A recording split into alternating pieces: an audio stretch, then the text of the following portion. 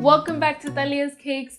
You guys have been asking me for this video, so here it is, how to make stabilized whipped cream. If this is your first time here, welcome. Thank you so much for clicking on this video. If you enjoy cake decorating and recipes like these, you might want to consider hitting that subscribe button so you don't miss out on any more tutorials.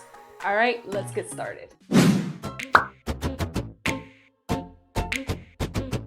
So you will need heavy cream or heavy whipping cream, same thing, powdered sugar, gelatin, and some cold water. First, let's start by blooming the gelatin. And when you do this, gently sprinkle the gelatin over the cold water like this. Now we can push that off to the side and let it harden up for about 5 minutes. So I did actually place my bowl and whisk into the freezer for about a half hour, just so that it can help whip up the heavy cream a lot faster.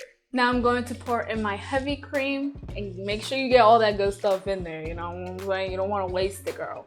And slowly increase the speed to high speed. Now I'm going to add in my vanilla. And little by little, I added the powdered sugar.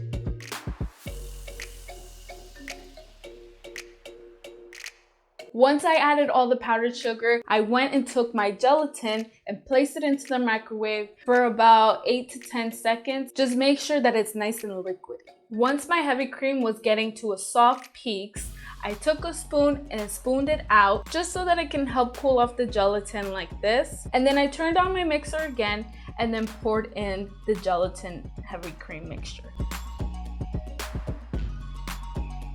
Once that's set, just let it finish beating and then you will get something like this.